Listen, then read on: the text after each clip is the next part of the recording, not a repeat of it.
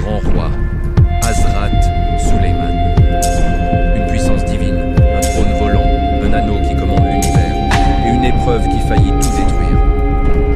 Cette histoire va vous émouvoir. Chapitre 1. Le royaume des cieux et de la terre. Dans les temps anciens, les montagnes tremblaient devant la volonté d'Allah. Ce souverain n'était pas un conquérant assoiffé de sang. C'était un prophète d'Allah. C'était Hazrat Sulayman ibn Daoud, alayhi salam. Dès l'aube, des milliers d'oiseaux s'élevaient dans le ciel.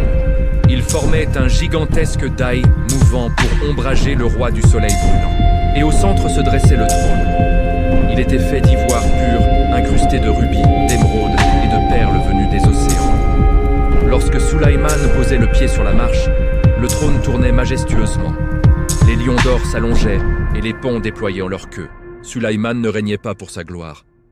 Il avait demandé à Allah, « Ô mon Seigneur, accorde-moi un royaume unique pour propager la justice. » Son armée se divisait en 3 légions sacrées, les hommes courageux, les djinns bâtisseurs et les oiseaux messagers infatigables.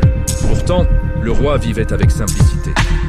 Chaque matin, il tressait des paniers avec des feuilles de palmier pour nourrir sa famille. Et Allah ne donne jamais une bénédiction sans épreuve. Tout commença par une bague contenant le secret de toute la création. Ce jour-là, il retira la bague et la tendit à sa fidèle servante Amina. C'est à cet instant précis que l'ombre surgit. Le chef des Shayatans prit l'apparence exacte de Sulayman. Il s'approcha d'Amina. « Donne-moi la bague » murmura-t-il, avec la voix du prophète. À l'instant où le shaitan glissa la bague à son doigt, un coup de tonnerre retentit. Le ciel trembla. Les vents hurlèrent. Le faux Sulayman s'assit sur le trône. Et aussitôt, tout le royaume se prosterna devant lui, trompé par le pouvoir de l'anneau. Le vrai Sulayman demanda « Amina, rends-moi ma bague. » Elle répondit d'une voix tremblante « Mais vous êtes déjà sur le trône. » Chassé de son palais, le roi se retrouva soudain pieds nus sur le sable brûlant. Le vent et les oiseaux ne le reconnaissaient plus. Sulayman venait de tout perdre. Et c'est ici que commence notre histoire de patience infinie et de retour triomphal. Abonnez-vous à Qasas coranique. Le soleil cognait sans pitié sur les dunes brûlantes. Le vent soufflait maintenant comme un ennemi, chargé de sable qui fouettait le visage. Hazrat Sulayman alayhi salam marchait seul, pieds nus, sur une terre qui, hier encore, tremblait sous son trône. Ses habits royaux étaient déjà déchirés. Il arriva au bord du grand fleuve. L'eau scintillait sous le soleil, indifférente à sa douleur. Lui qui commandait au vent et aux mers. Des pêcheurs étaient mollahs, tirant leurs filets lourds. Sulayman s'approcha d'eux, la voix calme mais brisée. « Puis-je travailler avec vous ? Je ne demande qu'un peu de pain et 2 poissons par jour. » Les pêcheurs, surpris par sa noblesse, acceptèrent. Ainsi commença sa nouvelle vie. Dès l'aube, il soulevait les lourds filets, ramait pendant des heures sous un soleil impitoyable. Ses mains se couvrirent rapidement d'ampoules qui saignaient. Son dos, qui avait porté le poids d'un royaume immense, se voûta sous le fardeau des cordages. Le soir, il recevait 2 petits poissons. Il les mangeait en silence, puis s'allongeait sur le sable froid, les yeux vers le ciel, priant longuement sous la clarté des étoiles. 40 jours de silence, de douleur et d'humiliation constante. Personne ne pouvait imaginer que cet homme avait fait voler des trônes dans les airs. Pendant ce temps, au palais de Bayt al-Muqaddas, le faux Sulayman régnait avec une cruauté croissante, traitant les gens avec un profond mépris. La mère de Sulayman sentit que quelque chose n'allait pas. Ses ordres étaient durs, froids, sans la lumière de la prophétie. Le doute s'installa. Amina, la fidèle servante, pleurait chaque nuit. Son remords était si lourd qu'elle en perdait le sommeil. « Ce n'est pas notre Sulayman » murmurait-il. Un jour, alors qu'il nettoyait le poisson donné comme salaire, Sulayman toucha quelque chose de dur à l'intérieur du ventre de la bête. Et là, scintillante malgré l'obscurité, apparut la bague sacrée, l'anneau gravé de l'Ism al-Azam. Son cœur fit un bond, ses yeux s'emplirent de larmes. À l'instant où il la glissa à son doigt, le monde trembla. Les oiseaux surgirent du ciel par milliers pour former un dais protecteur. La force divine coula à nouveau dans ses veines. Il marcha vers la ville, et ceux qui l'avaient connu tombèrent à genoux en pleurant. Le faux roi, assis sur le trône, sentit sa faim. Terrifié, il jeta la fausse bague dans la mer, espérant la faire disparaître à jamais. Le prophète entra dans son palais comme un lion. D'un seul regard, il fit trembler le faux roi. Le pouvoir de la bague brisa les sortilèges. Le shaitan fut saisi, enchaîné et jeté aux pieds de Sulayman. « Pourquoi as-tu fait cela ?» demanda le prophète d'une voix lourde de majesté. Il ordonna que ce shaitan soit emprisonné dans les profondeurs des mers jusqu'au jour du jugement, en expiation de sa trahison. Le royaume retrouva sa lumière. Allah voulait enseigner des leçons sur la confiance absolue, l'humilité et le fait que tout roi reste un serviteur. Si ce récit vous a inspiré, likez cette vidéo. Abonnez-vous à Qasas Coranique pour le chapitre 3. Que la paix de Sulayman soit sur vous. Chapitre 3. La trahison invisible et le retour du roi. Le palais de Bayt al-Muqaddas tremblait encore du retour du véritable souverain. Les djinns, libérés de l'emprise du shaitan, se prosternaient maintenant devant Sulayman alayhi salam, les yeux baissés de honte. Les oiseaux chantaient à nouveau leur mélodie céleste, et le vent caressait doucement les murs dorés comme pour demander pardon. Mais une question lourde pesait. Pourquoi cette épreuve? Qu'avait fait le prophète pour mériter 40 jours d'humiliation? Sulayman fit venir sa famille. D'une voix douce mais ferme, il interrogea. « Dites-moi la vérité. Qu'est-il arrivé dans ma maison ?» Une des épouses murmura. « Ô prophète d'Allah, l'une d'entre nous a fabriqué une idole et s'est mise à la vénérer en secret. » Sulayman ferma les yeux. Une douleur immense traversa son visage. Il dit « Allah m'a puni pour une chose que je ne savais pas. » Il se prosterna longuement. Ses larmes coulaient sur le marbre froid. « Ô mon Seigneur, pardonne à ma famille et pardonne-moi mon inconscience. » Il fit appeler son fidèle vizir, Asif ibn Barkiya, l'homme à qui Allah avait donné une partie de la connaissance du livre. Sulayman demanda « Ô Asif, pourquoi es-tu resté silencieux pendant 40 jours? Pourquoi n'as-tu rien dit à personne ?» Asif répondit « Allah m'avait informé en secret que cette épreuve devait avoir lieu. J'ai choisi de me taire pour le bien supérieur. » Puis, le prophète parla de l'oiseau Hudud qui voyait l'eau sous la terre mais n'a pas vu le piège du chasseur. Sulayman dit « Quand le décret d'Allah arrive, même les yeux les plus perçants deviennent aveugles. La Qadar rend impuissante toute intelligence. » Les djinns reprirent leurs travaux. Le royaume retrouvait sa paix. Mais une épreuve plus intime attendait le prophète. L'amour des chevaux. C'était une fin d'après-midi magnifique. Devant lui se tenaient 1000 chevaux nobles, hérités de son père, Daoud alayhi salam. Ils étaient eux d'une beauté surnaturelle, rapides comme le vent.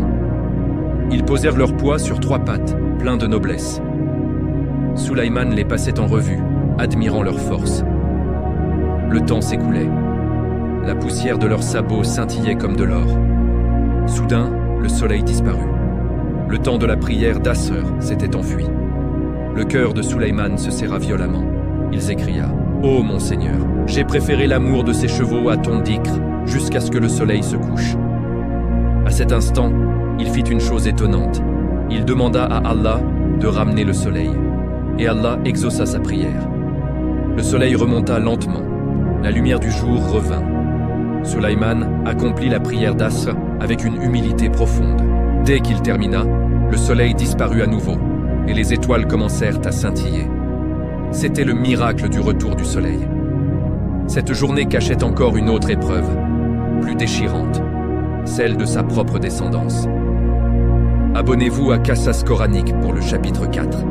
Qu'Allah nous accorde la sincérité de Sulayman dans notre Tawbah. Chapitre 5. Le trône de Bilqis, le miracle de l'instant. Le soleil se levait à peine sur le royaume de Sulayman alayhi salam. Le prophète était assis sur son trône majestueux, entouré de ses vizirs, de ses djinns les plus puissants et d'une assemblée silencieuse. Soudain, le Hudud, ce petit oiseau au plumage brillant, descendit du ciel et se posa devant le trône. Il tenait une branche d'un arbre inconnu. « Oh, Hudud, où étais-tu? Raconte-moi ce que tu as vu. » L'oiseau répondit « J'ai vu un royaume puissant dirigé par une reine nommée Bilqis. Son peuple adore le soleil au lieu d'Allah. Leur capitale est Saba, riche en or et en merveilles, mais leur reine est sage et juste. » Sulayman décida d'envoyer un message. Il inscrivit une lettre avec son sceau royal et la confia au Hudhud pour la porter à la reine. Le Hudhud s'envola, traversant déserts et mers. Il arriva au palais de Saba et laissa tomber la lettre aux pieds de Bilqis. Bilqis, d'une intelligence rare, ouvrit la lettre. Elle convoqua ses ministres. « On m'a envoyé une lettre noble. Elle vient d'un roi puissant. » Elle décida d'envoyer des cadeaux pour tester sa sagesse. Elle prépara un convoi somptueux, or pur, pierres précieuses et étoffes rares. Lorsque le convoi arriva, Sulayman sourit. « Ce que Allah m'a donné est bien supérieur.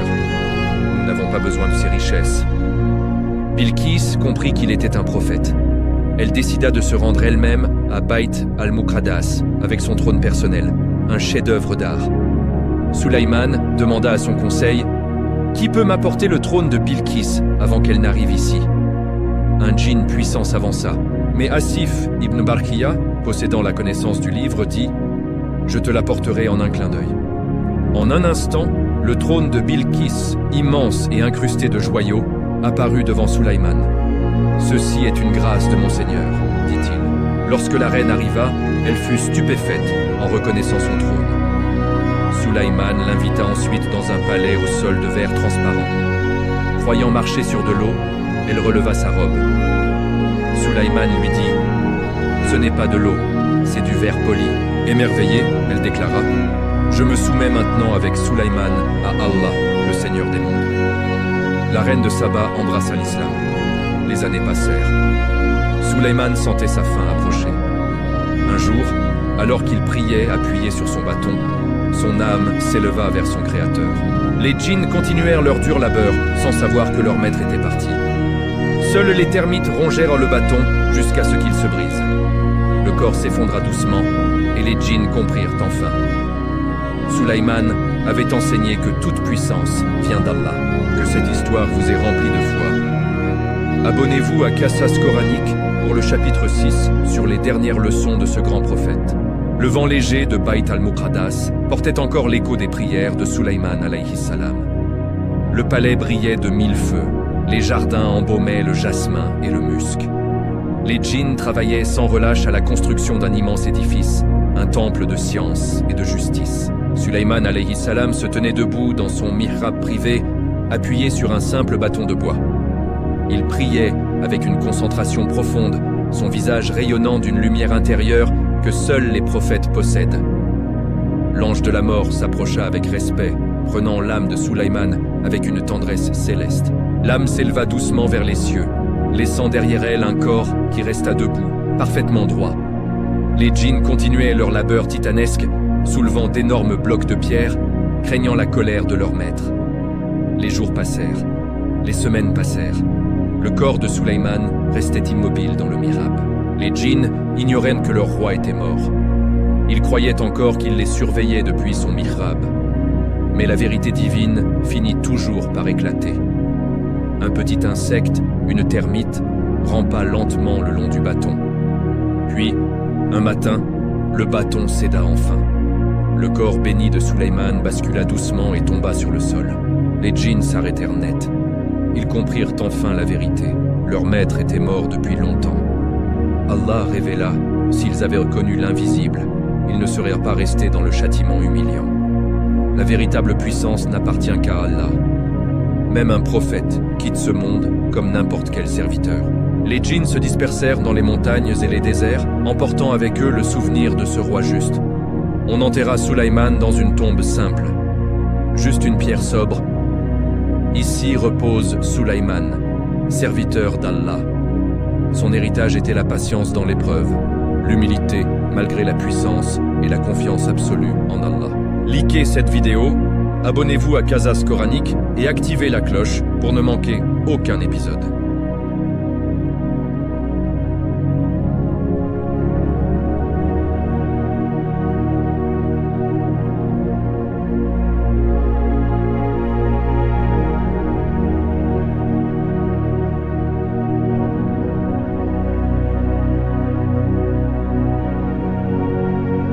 Le vent murmurait doucement entre les colonnes, portant avec lui le parfum des souvenirs. Après la mort de Sulayman, le royaume ne s'effondra pas immédiatement. Au contraire, Il continua à rayonner pendant quelque temps grâce à la justice et à la sagesse qu'il avait implantée dans les cœurs. Mais peu à peu, les signes apparurent. Les djinns cessèrent d'obéir aux ordres des humains ordinaires. Les vents redevinrent sauvages. Les oiseaux ne formèrent plus de dais vivants. La grandeur surnaturelle avait disparu.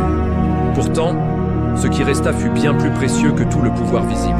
Ce qui resta, c'est la prière que Sulayman avait faite dans les moments les plus sombres de sa vie. Ô mon Seigneur, pardonne-moi et accorde-moi une royauté telle que personne après moi ne la méritera jamais. Une royauté qui soit uniquement pour ta gloire et pour le bien de tes serviteurs.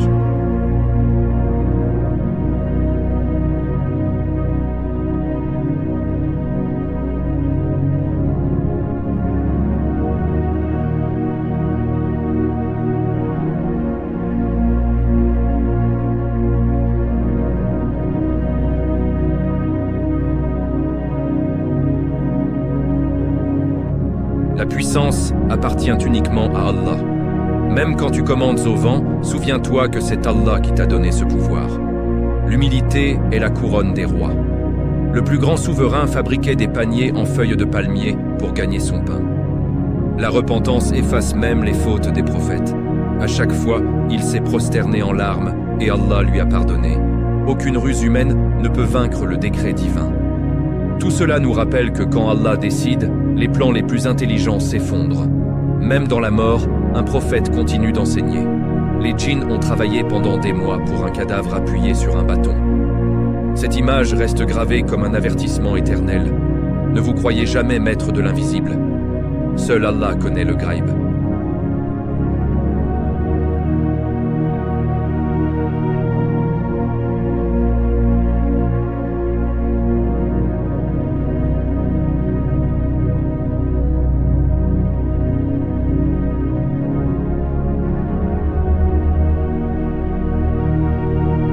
Si ces 7 chapitres vous ont touché, likez cette vidéo, abonnez-vous à Qasas Coranique et activez la cloche. Qu'Allah nous rassemble tous au paradis avec les prophètes. Amin. Chapitre 8. L'amour des chevaux et le miracle du soleil revenu. Le vent du désert caressait doucement les dunes dorées de Baït al-Muqaddas. L'air vibrait encore des échos lointains, des armées célestes et terrestres. Le trône resplendissant, incrusté de perles rares et de rubis flamboyants, reposait immobile ce jour-là, comme si la création entière retenait son souffle. Sulayman, le roi prophète au cœur pur, se tenait au milieu d'une vaste plaine herbeuse qui s'étendait à perte de vue. Devant lui, une scène d'une beauté à couper le souffle. 1000 chevaux nobles, pur sang d'une lignée exceptionnelle, hérité de son père, le prophète Daoud. Ces destriers n'étaient pas ordinaires. Leurs robes luisaient comme de l'or liquide sous les rayons du soleil. Leurs crinières flottaient comme des étendards de soie. Quand ils se tenaient immobiles, ils posaient leur poids sur 3 pattes élégantes, tandis que le 4e sabot effleurait à peine la terre.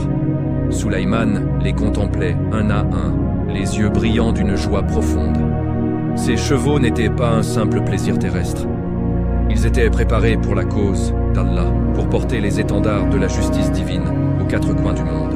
Subhanallah, murmurait Sulayman en passant sa main bénie sur leur encolure chaude et soyeuse.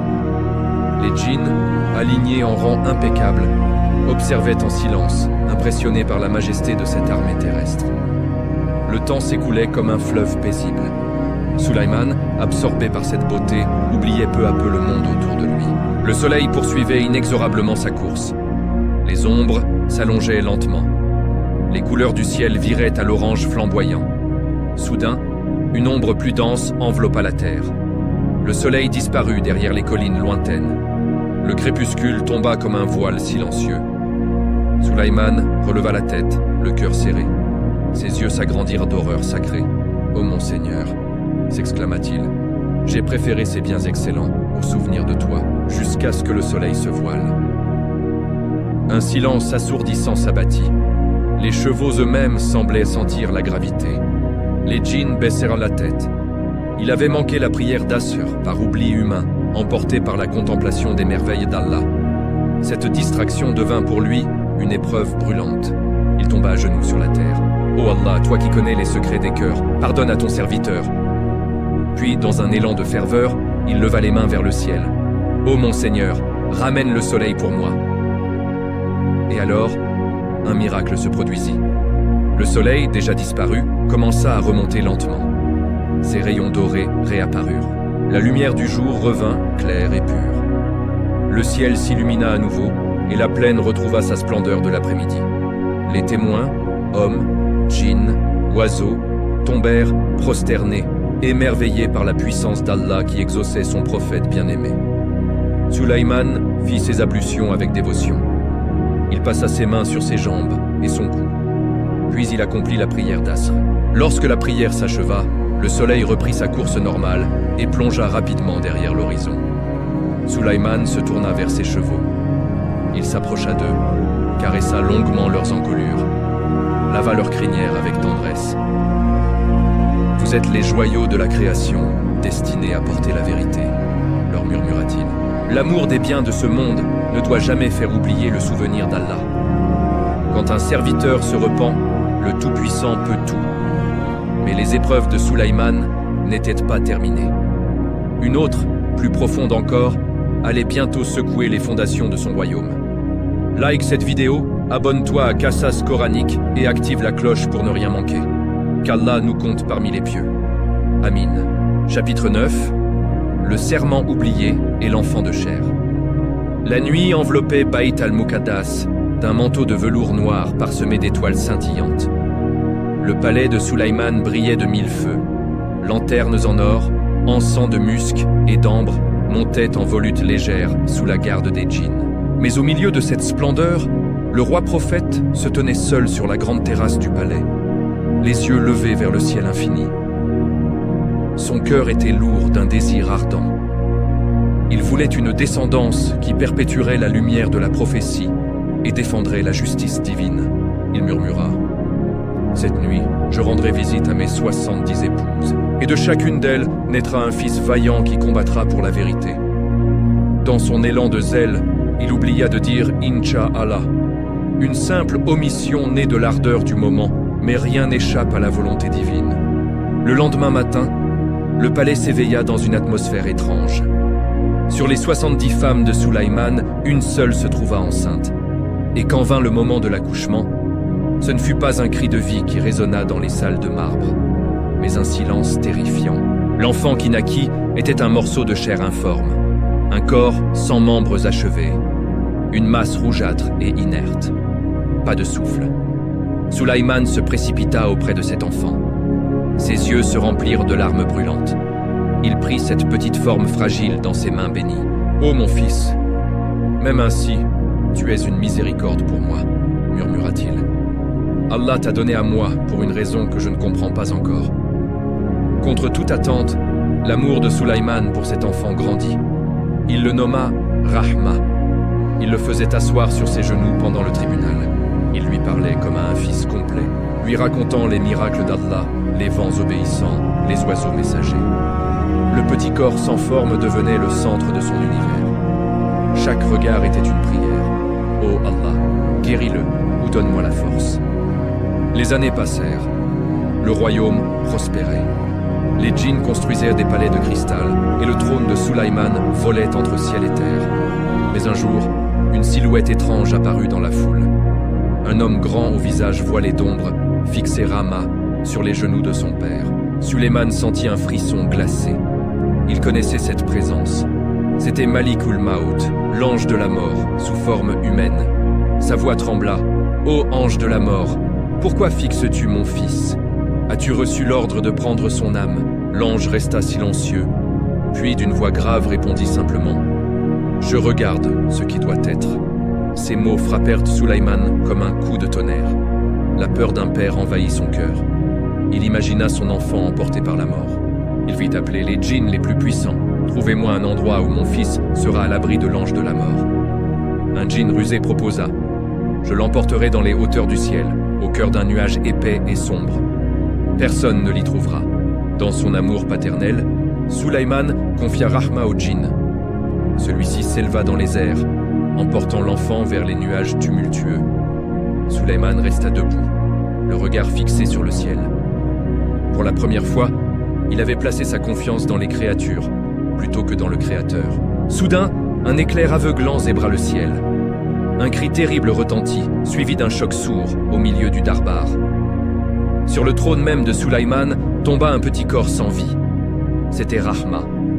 L'enfant gisait maintenant, inerte, là où il avait été tant aimé. Le roi prophète s'effondra. Des larmes chaudes coulèrent sur son visage noble. « Ô mon fils, j'ai cru pouvoir défier le décret d'Allah. » Autour de lui, le palais entier retenait son souffle. Les djinns baissèrent la tête de honte. Même le vent semblait pleurer. Sulayman se prosterna. « Ô mon Seigneur, pardonne-moi. J'ai placé ma confiance dans ma ruse plutôt que dans ta volonté parfaite. » Allah accepta le repentir sincère de son prophète. Mais cette épreuve laissa une marque indélébile. Le plus grand des rois n'est qu'un serviteur. La véritable protection ne vient que d'Allah seul. L'histoire n'était pas terminée.